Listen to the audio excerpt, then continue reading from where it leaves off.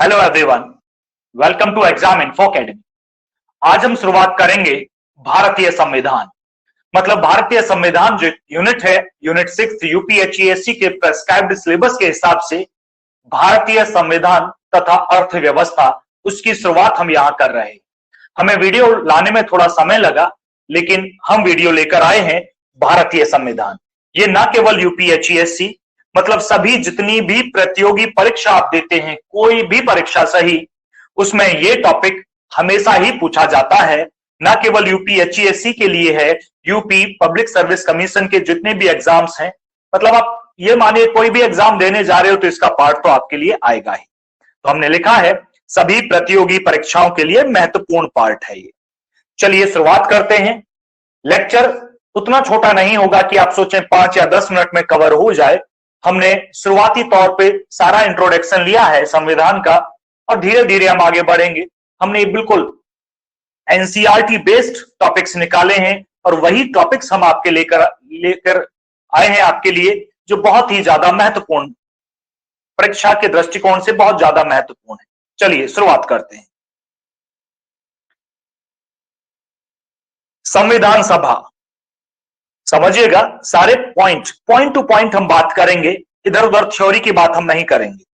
जिनसे क्वेश्चंस बनते हैं उसी की बात हम करेंगे। संविधान का निर्माण संविधान सभा द्वारा किया गया है। आप जानते हैं संविधान सभा का गठन कैबिनेट मिशन, देखिए क्वेश्चन आता है संविधान सभा का गठन किसके आधार पर, किसके प्रावधान के अनुसार किया गया, तो वो था कैबिनेट मिशन 1946 के प्रावधानों के अनुसार किया गया। पहला क्वेश्चन यहां से में बनेगा, बहुत बार पूछा गया है। संविधान सभा का प्रथम अधिवेशन 9 दिसंबर 1946 को अस्थायी अध्यक्ष डॉक्टर सच्चिदानंद की अध्यक्षता में हुआ। 9 दिसंबर 1946 को प्रथम अधिवेशन हुआ, वो भी किसकी अध्यक्षता में, डॉक्टर सच्चिदानंद की अध्यक्षता में, जो कि अस्थायी अध्यक्ष थे। 2 दिन बाद ही, 2 दिन बाद मतलब 9 दिसंबर के 2 दिन बाद मतलब 11 दिसंबर, समझिएगा 2 दिन बाद 11 दिसंबर 11 दिसंबर 1946 को डॉक्टर राजेंद्र प्रसाद को संविधान सभा का स्थायी अध्यक्ष चुन लिया गया। तो यहां से भी क्वेश्चंस बनेंगे। अस्थायी सदस्य, पहले अध्यक्ष कौन थे, दूसरे अध्यक्ष कौन थे, पहला अधिवेशन कब हुआ संविधान सभा का, तो ये सब क्वेश्चंस बनेंगे। पॉइंट टू पॉइंट बिल्कुल बात करेंगे हम। आगे बढ़ते हैं। 29 अगस्त 1947 के गठित प्रारूप समिति का अध्यक्ष डॉक्टर भीमराव अंबेडकर को बनाया गया। बहुत महत्वपूर्ण है, आने के दृष्टिकोण से बहुत ही महत्वपूर्ण क्वेश्चन बनेगा। आगे बढ़ते हैं। डॉक्टर भीमराव अंबेडकर की अध्यक्षता वाली प्रारूप समिति ने संविधान का निर्माण अंतिम रूप से किया है। समझिएगा, डॉक्टर भीमराव अंबेडकर की अध्यक्षता वाली प्रारूप समिति ने संविधान का निर्माण अंतिम रूप से किया है। आप इसके नोट्स बना लें, डायरी लीजिएगा, पेन लीजिएगा और एकांत में बैठ जाइएगा और हम ये प्लेलिस्ट इसके बना देंगे, एक सेपरेट प्लेलिस्ट भारतीय संविधान। तो वहां से आप सारे वीडियोस कलेक्ट कर सकते हैं। हम एक ही बड़ा वीडियो नहीं लाना चाहते थे, नहीं तो 2-3 घंटे से ज्यादा हो जाता। हम छोटे छोटे प्रारूप में लाएंगे, तो सारे डायरी में बनाते रहिएगा। और आपको लगता है पीडीएफ चाहिए सर सबकी, तो हमसे कमेंट में लिखिएगा, हम आपको पीडीएफ प्रोवाइड करने का मेथड बताएंगे। आगे बढ़ते हैं। 26 नवंबर, ये डेट बड़ी इंपॉर्टेंस रखती है। 26 नवंबर 1949 को संविधान अंगीकृत अधिनियमित हुआ और 26 जनवरी 1950 से संविधान लागू हुआ। भारत इसी दिन से गणतंत्र बना। 26 जनवरी की तिथि 1950 से पहले भी कांग्रेस के लिए बड़ी महत्वपूर्ण थी, क्योंकि वो 26 जनवरी को पहले ही स्वतंत्रता दिवस घोषित कर चुके थे। तो 26 जनवरी 1950 को जब संविधान लागू हुआ तो स्वतंत्रता दिवस तो नहीं, वो तो 15 अगस्त को मनाते हैं। ये 26 जनवरी गणतंत्र दिवस के रूप में मनाया जाता है। चलिए आगे बढ़ते हैं। दोनों इन पे भी क्वेश्चंस बनेंगे।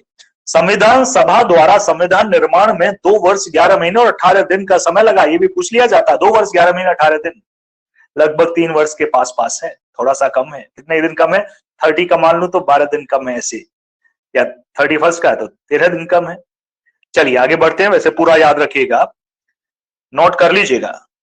संविधान सभा की अंतिम बैठक, ये भी बड़ा महत्वपूर्ण है, 24 जनवरी यानी कि इसे लागू करने से 2 दिन पहले 26 जनवरी को लागू हुआ 1950 को, 2 दिन पहले 24 जनवरी को अंतिम संविधान सभा की अंतिम बैठक हुई।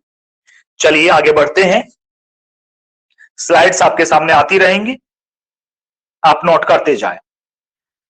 भारतीय संविधान के स्रोत, यह बड़ा महत्वपूर्ण है, यहां से बहुत सारे क्वेश्चंस पूछे जाते हैं। भारतीय संविधान का निर्माण 2 वर्ष 11 महीने 18 दिन में बाबा साहब भीमराव अंबेडकर जी द्वारा किया गया और 26 जनवरी 1949 को यह महामहिम राष्ट्रपति जी डॉक्टर राजेंद्र प्रसाद जी को सौंपा गया। ये तो पहले हम बढ़ा चुके हैं। हाँ, ये भारतीय संविधान विश्व में सबसे बड़ा लिखित संविधान है, लिखित सबसे बड़ा। मूल संविधान में 22 भाग हैं, 8 अनुसूचियां और 395 अनुच्छेद थे, लेकिन वर्तमान में 8 नहीं 12 अनुसूचियां हैं। अब कितनी हो गई हैं? 8 से 12। आगे बढ़ते हैं।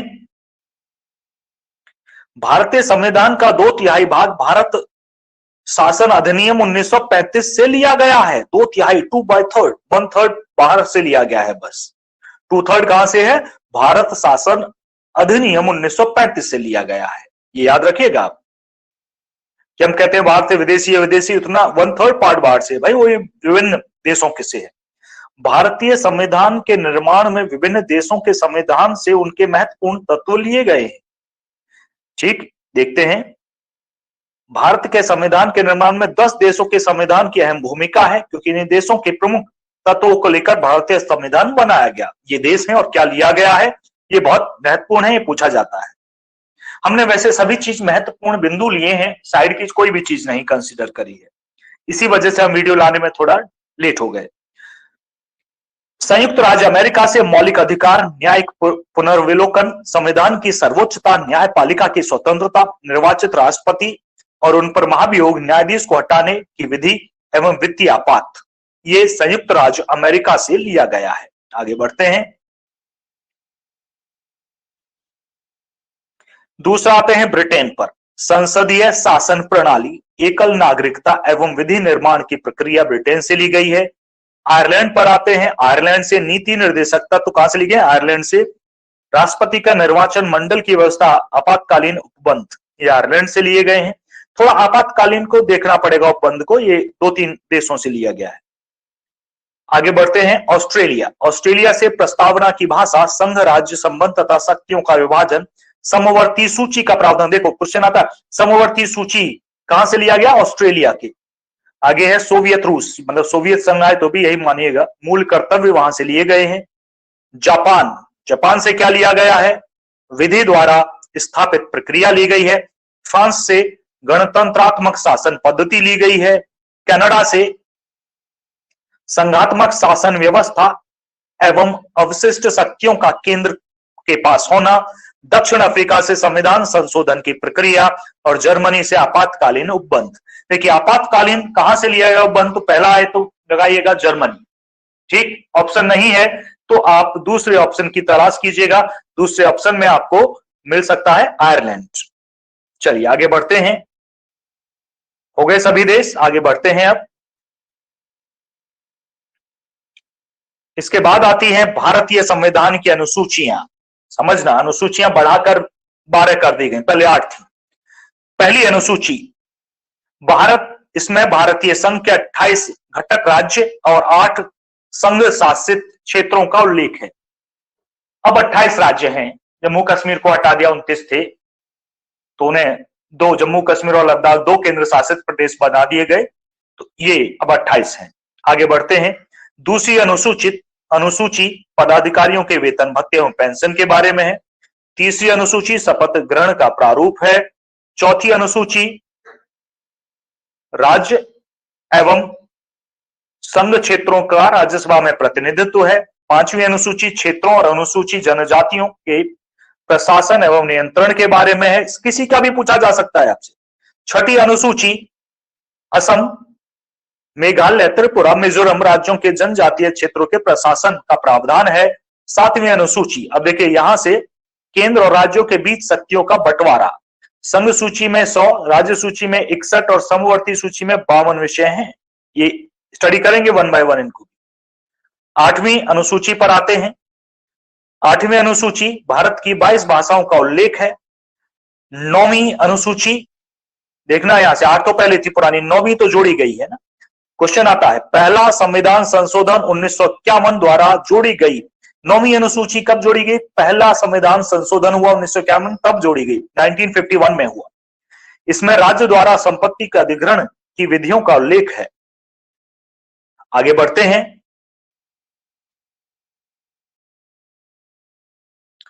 10वीं अनुसूची दल बदल संबंधी प्रावधान है। 10वीं में दल बदल, 10वीं दल बदल याद रखना। और ये 52वें संशोधन 1985 द्वारा जोड़ा गया, 52वां। पहली अनुसूची जो 9वीं थी वो पहले संविधान संशोधन के हिसाब से, दूसरी 52वें 1985 में, पहली क्या थी 1951 में। 11वीं अनुसूची पंचायत राज संस्थाओं के 29 विषयों का उल्लेख है और इसमें 73वां संविधान संशोधन हुआ जब ये जोड़ी गई। और ये कब जोड़ी गई? 93 में, 1993। समझिएगा। 12वीं अनुसूची नगरीय निकायों के 18 विषयों 74वें संशोधन द्वारा, 73 के बाद अगला ही है 74, और ये भी 93 में ही जोड़ा गया है। यानी कि 11वीं और 12वीं अनुसूची अभी जोड़ी गई है 93 में, और दोनों साथ साथ, एक पंचायत राज का, एक नगरीय, नगर पालिका जहां होती है भाई। चलिए आगे बढ़ते हैं।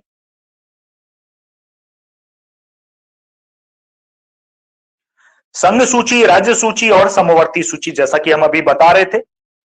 भारतीय संविधान एक संघीय संविधान है। संघीय मतलब केंद्र को महत्वपूर्ण माना गया है, संघ। इसलिए संविधान की 7वीं अनुसूची में केंद्र और राज्य की शक्तियों के विभाजन किया गया है। इस विभाजन का स्पष्ट उल्लेख के लिए तीनों सूची का निर्माण किया गया है, जो कि इस प्रकार है। पहली है संघ सूची, दूसरी राज्य सूची और तीसरी समवर्ती सूची। 3 सूचियां हैं।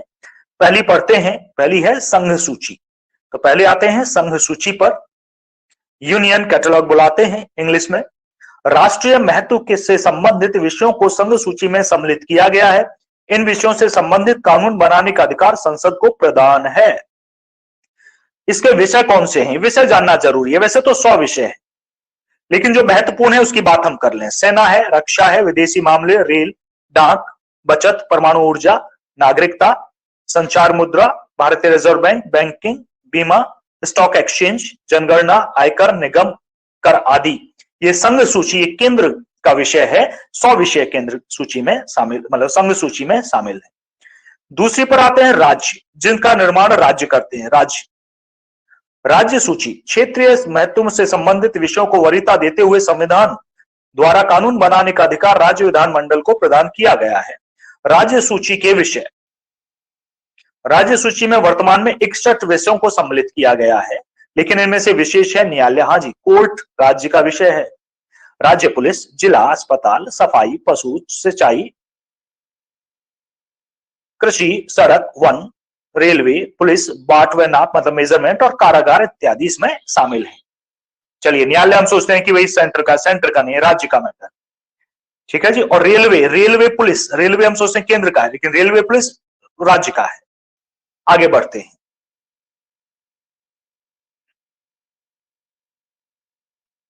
समवर्ती सूची, तीसरी सूची है।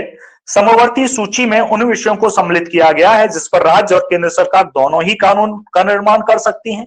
अगर दोनों में कोई गतिरोध है, कोई कंट्रोवर्सी है, तो केंद्र की बात मानी जाएगी। उसका कानून आने पर राज्य का कानून स्वतः ही निरस्त माना जाएगा। ये है, आप इसे एक बार पढ़ लीजिएगा, ये यही लिखा है।